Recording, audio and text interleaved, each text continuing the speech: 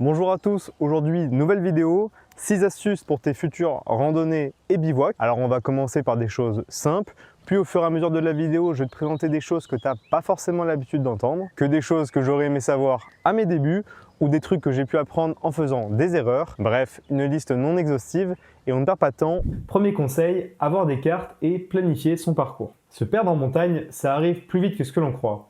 Donc tu dois t'assurer de partir avec un système de cartographie et de géolocalisation hors ligne. Heureusement pour nous, aujourd'hui on a la chance d'avoir tout ça gratuitement sur notre smartphone grâce à de nombreuses applications comme IGN par exemple. Alors IGN, si tu sais pas ce que c'est l'Institut National de Géographie qui propose des cartes très complètes et qui sont en accès gratuit depuis 2021. Assure-toi de bien télécharger les cartes en amont pour pouvoir les utiliser en mode hors ligne parce que parfois en montagne on n'a pas de réseau, et je te conseille aussi d'apprendre à lire ces cartes parce qu'au début lorsqu'on n'a pas l'habitude c'est pas très simple entre les chemins, les courbes de niveau, les points d'intérêt, etc. Et parce qu'une rando ou un trek ça se prévoit toujours à l'avance, je te conseille de regarder des propositions d'itinéraires sur internet ou alors sur des applications dédiées telles que Visorando, Alltrace ou même Komoot. Repérer ton itinéraire à l'avance, ça permet notamment de spotter les sources d'eau, de connaître un peu les courbes de niveau et donc les terrains plats si tu comptais poser ta tente. Et enfin, ça permet de savoir si tu te trouves dans un parc national ou régional, et ça c'est très important parce que dans ces parcs, on va avoir une réglementation spécifique pour la randonnée et le bivouac, et c'est important que tu en prennes connaissance. Et en plus, sur les applications de randonnée, tu retrouves généralement des cartes hors ligne et la géolocalisation, ce qui te permet de faire d'une pierre deux coups. Et d'ailleurs, dites-moi en commentaire ce que vous utilisez. Je suis curieux de savoir comment vous préparez vos randonnées et vos treks. Personnellement, pour trouver des idées de rando, je vais sur des applis comme Alltrace ou Visorando, alors que pour des treks, je vais plutôt m'inspirer sur internet directement. Et pour me guider et cartographier, j'utilise mappy.cz. C'est des cartes super complètes sur l'outdoor avec tout un tas d'informations. Il y a de nombreux chemins, même des chemins à peine existants, mais qui m'ont permis de me sortir de la galère à plusieurs reprises, d'où l'importance d'avoir des cartes. Et il y a même des cartes spéciales hiver avec toutes les stations de ski et les pistes de ski. Bref, c'est un outil très complet. Et en plus, c'est des cartes utilisables à l'international.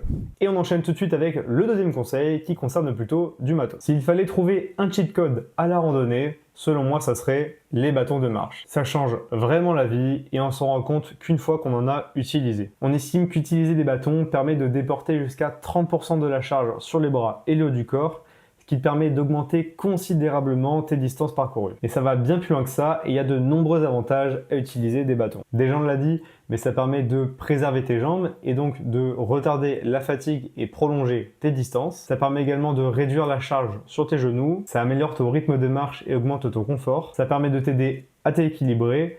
Et enfin, ils peuvent être utilisés dans d'autres usages comme pour monter ta tente par exemple avec les tentes bâtons. La question importante à se poser, c'est comment choisir ces bâtons et quel type de bâton acheter. En gros, on a le choix entre les bâtons en alu et les bâtons en carbone. Et pour de la randonnée, je recommanderais toujours de choisir des bâtons en alu. Le carbone, c'est fragile, ça se pète très facilement et en plus c'est bien plus cher. Selon moi, les bâtons carbone c'est utile en trail lorsqu'on va vraiment rechercher la performance, mais en randonnée, ce qu'on recherche avant tout, c'est la durabilité du matériel. Donc prenez des bâtons en alu. Ensuite, si tu peux, choisis des bâtons avec un système de rangement rapide parce qu'il y a des randos où on n'arrête pas de les enlever, les sortir, les enlever, les sortir. Et donc c'est toujours plus simple s'ils sont facilement pliables. On retrouve notamment les bâtons qui vont se plier en trois comme ceci, qui sont souvent plus pratiques mais parfois un peu plus chers. Et sinon, il existe des bâtons télescopiques, donc un peu moins pratiques. Et enfin, prends des bâtons à ta taille. Alors oui, ça paraît évident, mais certains bâtons ne sont pas très réglables en hauteur et on peut se faire avoir. Bon, on parlait de réduire la fatigue, donc voici un troisième conseil qui va te permettre d'avaler les kilomètres plus facilement, et ça concerne l'hydratation. On parle souvent des snacks qu'on mange sur le parcours comme les bars ou les mélanges de fruits secs et de fruits à la coque, mais je trouve qu'on ne parle pas assez de l'hydratation. Et quand je dis ça, je ne parle pas de juste boire de l'eau, mais je te parle de consommer des électrolytes et éventuellement des boissons d'effort parce que ça va te permettre de booster ton énergie et d'améliorer ta récupération. Comme je viens du monde de la muscu et de l'endurance avec le running, je suis assez protocolaire sur la nutrition et les compléments, et donc je m'inspire de ce que je fais dans ces sports pour l'appliquer à mes randonnées et mes treks. Alors oui, en rando, le but c'est pas la performance avant tout, mais lorsqu'on enchaîne les kilomètres et surtout lorsqu'on enchaîne les journées de marche, la récupération est primordiale. Et ça peut paraître surfait, j'en ai conscience, mais les électrolytes, fais-moi confiance, je te promets que ça va considérablement t'aider à repousser la fatigue et à prolonger ton effort. En gros, les électrolytes, c'est tous les minéraux dont ton corps a besoin et que tu vas perdre avec la transpiration. En randonnée, on marche toute la journée. Et donc on perd une grande quantité de sels minéraux et c'est donc primordial de consommer des électrolytes pour ne pas avoir un gros down dans la journée ou le soir et même le lendemain. Pour cela, il existe des pastilles ou même de la poudre que tu peux mettre dans tes gourdes ou dans ton gilet d'hydratation. Et ce que je te conseille, c'est de boire par petites gorgées au fur et à mesure de ta journée, parce que le but c'est de compenser les pertes et pas de rajouter des sels minéraux inutilement. Ensuite, j'ai évoqué les boissons d'effort qui, en plus des électrolytes, vont généralement contenir des sucres pour apporter de l'énergie et parfois des protéines type BCAA, mais ça c'est pas vraiment utile. Et ces boissons d'effort, c'est pas indispensable, surtout si tu manges bien à côté, mais c'est toujours un petit plus. Donc ne t'en prive pas si tu en ressens le besoin. Et dis-toi que c'est pas un hasard si les pratiquants de running, de trail ou de vélo en consomment à chaque sortie. Et si jusqu'ici tu apprécies la vidéo, tu peux mettre un pouce et t'abonner. C'est très important pour aider la chaîne à grandir. Et on continue.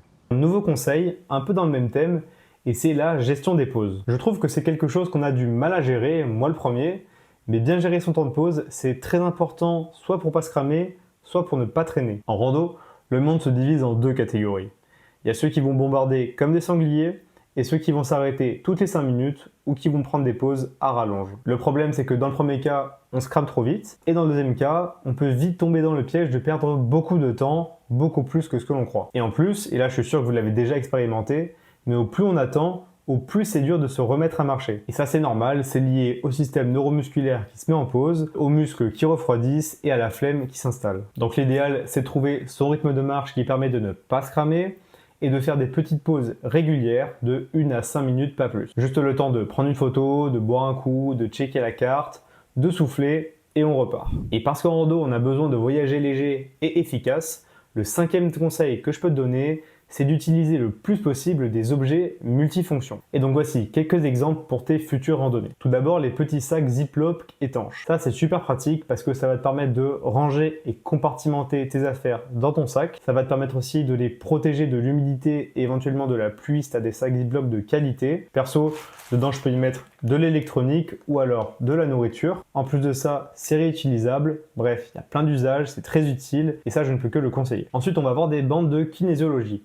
Ça, c'est pratique pour tout un tas de choses. Donc en premier, forcément, si tu te fais une entorse, ça permet de ne pas ruiner ta randonnée et ça peut t'aider à rentrer chez toi. Ça peut aussi être utile pour d'autres types de bobologie. Et en plus de ça, ça peut te servir de scotch d'appoint.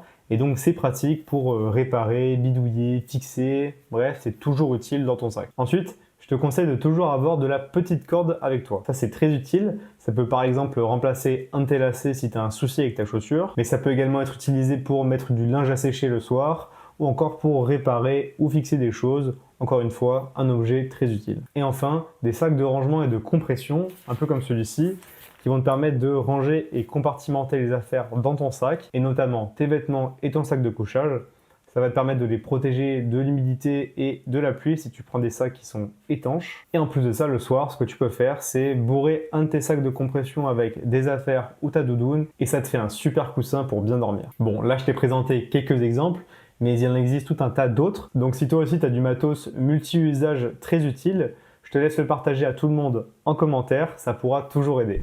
Et enfin, dernière astuce, c'est de toujours avoir de l'argent liquide avec toi. Ça pourra toujours te dépanner si tu as besoin de te ravitailler ou si tu veux juste boire un coup en refuge. Il faut savoir qu'en montagne, il y a souvent des problèmes de réseau. Les refuges, ils vont privilégier le liquide. Et je t'en parle parce que perso, ça m'a déjà dépanné lorsque j'étais en dèche. Donc toujours avoir un petit billet avec soi. Et voilà, c'était 6 conseils pour tes futures randonnées et bivouacs. Si tu as appris quelque chose ou si j'ai pu t'aider, tu peux mettre un pouce pour soutenir la chaîne et tu peux t'abonner pour plus de vidéos autour du sport et de l'outdoor. Et n'hésite pas à faire un tour en commentaire pour partager tes conseils et lire ceux des autres.